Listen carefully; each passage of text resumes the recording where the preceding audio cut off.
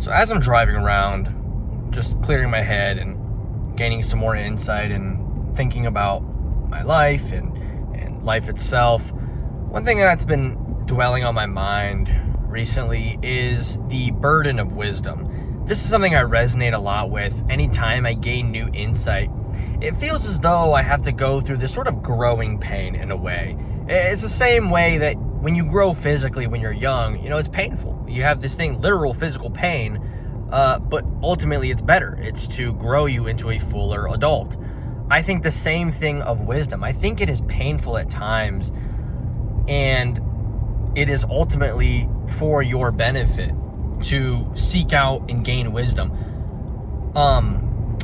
One thing I resonate with very strongly is there's a book in the Bible, Ecclesiastes, and from what I understand, there's the sort of narrator and then there's the critic, and so to speak. And one thing the critic constantly talks about is, for in much wisdom is much folly. Essentially saying, all this wisdom, and for what? There's also, he says something along the lines of, with much wisdom is much sorrow.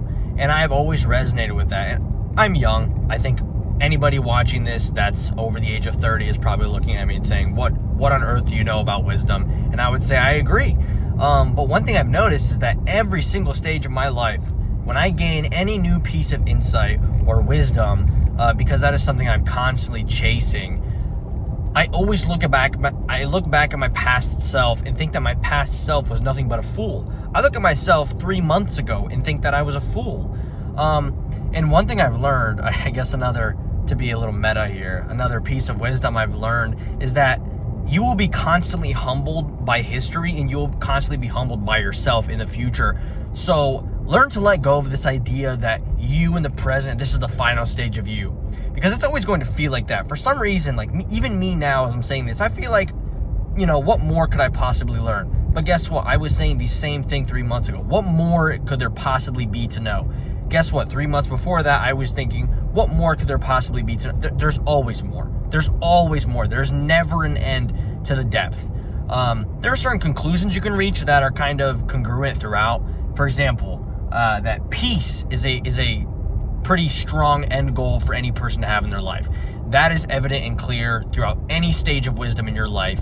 But I think something about wisdom and depth is that the reasons why I keep going deeper. Wisdom and depth are kind of interchangeable. They're not the same, but I'm not going to talk about that right now. I just want to talk about the burden of wisdom. Just going to keep this pretty short. And I'm not even really sure my point is. Again, this is just something that's been on my mind. I just want to talk about.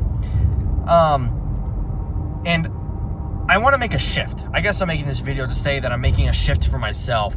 Because one thing I've always resonated with in regards to wisdom is the burden of it. In much wisdom is much sorrow. I've always resonated with that because, as you increase wisdom, you see more of the harshness and the cruelty of the world. And even more so, it isolates you from everybody else. Not everybody else, but the vast majority of people, because the unfortunate truth is that the vast majority of people are not chasing wisdom. Some of them may care for it and understand that it is a honorable trait to have and valued, but are they chasing that trait for themselves and chasing it like they chase, I don't know what example to make. Are they chasing like they're chasing, for example, physical pleasures? Probably not. I think that's unfortunate, but that's just to say that increasing your wisdom will increase your isolation. Isolation kills. Isolation is brutal. But I want to tell myself and actualize this, that I'm going to make a change, because the thing is, wisdom, along with most of anything else, is a balance and it's nuance. It's neither objectively good nor objectively bad. I think most people would say that wisdom is objectively good. I would disagree. I think, it is overall good. The scale tips in its favor towards being good. I will say that. But to say that it is fully objectively good without downside, I would disagree wholeheartedly. It does increase sorrow. It does increase your awareness of the negativities of the world. It does increase your isolation. Those are not good things. But I think the weight of wisdom outweighs those negatives. So I'm going to actualize this for myself and start focusing on the positives of wisdom. And now in my journey to always chase this abstract thing, I'm going to see it for the good and not let the burden of it consume me. It's almost a selfish burden, I think, in a way. I think, yes, it does objectively burden you in very real ways, like isolation and awareness of harm and evil in the world. And I think that can be detrimental to a person.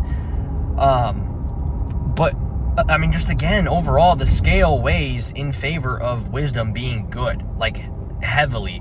So I'm going to focus on that for myself. And anybody watching this, if you don't really care for wisdom, chase it. I promise you, it will feel painful a little bit in the beginning because, it's not the popular thing to do. First of all, to be more down to earth and less philosophical, chasing wisdom is not the popular thing to do. It never has been. Never in any point in history was it the cool or popular thing to do to chase wisdom, right?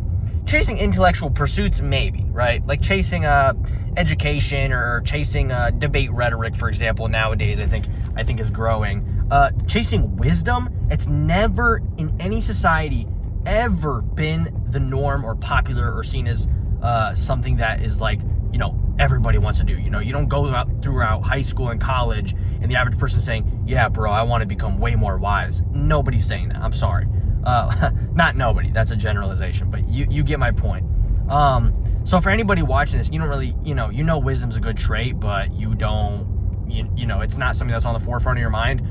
Make an effort, make an effort. The thing that's great about wisdom is that it's not something you have to it's not like going to the gym, you have to go out of your way and do something crazy for wisdom. No, it's something you literally, once you point your mind towards it, your mind will start finding wisdom in all places. You can find wisdom even in bad things. For example, if I have a friend who is a drunkard, I guess, just a hypothetical, that is an unwise person in my eyes. I'm saying if they're, say, a chronic drinker, I can take example from that person, not by taking an example out of them, but taking an example out of essentially what I ought not to be, right? I can see the negativities in them and see, yeah, that is overall negative. That's a very basic example, I think, and a very clear one as well. But that's kind of my point is once you orient your mind towards wisdom, it's not like something, it's really not as hard as going to the gym. It will be hard, but it's not something you have to pick up a philosophical book and read it, how to gain wisdom. It can definitely give you more insight, and I would recommend doing that. But it's sort of like your mind's like a compass. Once you orient your mind towards wisdom, you will start seeing wisdom in everything. You will start reflecting on your own mind, like, okay, was this a wise thing for me to do? Or you'll see somebody else, like, was that wise of them to do? Should I act in this way? For some odd reason, unbeknownst to me, I haven't even looked into this yet, this is just coming to my mind as I'm speaking it out, everybody in their mind knows what the wise thing to do in any given scenario is. Maybe unless it's like super, super specific and like there's two very similar answers. But generally, your mind knows what the wiser answer is, regardless of upbringing, regardless of culture. Typically, there are these fundamental things within your consciousness that we all just know is like for example, if you told yourself in your mind, okay, what would somebody I look up to or a wise person do in this scenario? The answer is usually pretty, is univocal the proper word? Pretty unanimous, I would say. If the choice is between, say, study for a test or, the test that you have coming tomorrow or go hang out or drink with your friends. Again, these are very binary black and white examples. But it's funny because even though they're binary black and white, I think a possibly majority of people would choose the second option. But anyways, you get the point. That's just very binary black and white. But as you get more into the nitty gritty, every single person has in their mind what is truly the wiser thing to do. Typically, it involves being peaceful. It involves being loving. It involves understanding. It involves patience. I think again, I don't mean to preach here. I really don't. But I think in the Bible, the Apostle Paul writes on the traits of love. Love is patient, love is kind. Take all of those virtues. I think those are intimately tied with wisdom. So that's for the first set of people. If you don't really care for wisdom all too much, or it's not, maybe you care about it, but it's not like something you're actively going out of your way to think about, I would recommend, orient your mind towards wisdom. I promise you will not regret it. It is a very good virtue to have in your lifetime. And for the polar opposite people who are chasing wisdom, but see it as a burden, see it as, it's just sorrowful. And it can be. It really can be. And it is at times sorrowful. It isolates you from people. It shows you and exposes you to I feel like I'm beating the dead horse here a little bit. So I'm not going to repeat myself. But anyways, for the second crowd of people, you know who you are. The weight of wisdom. Again, I said this point multiple times, but I'll say it again. The weight of wisdom in its goodness heavily outweighs the negativities.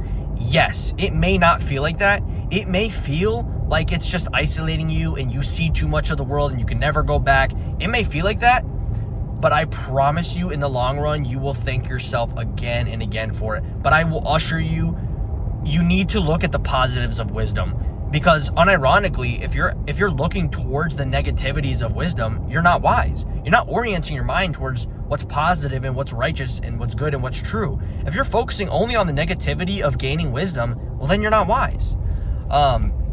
So just want to end it off. Anybody that doesn't really care for wisdom, orient your mind towards that. You will not regret it. Anybody that is chasing it but sees it as, it's difficult, it's hard, I promise you it is worth it. Wisdom is one of, if not the best virtues a person can seek. One of the best things you can do for you and others.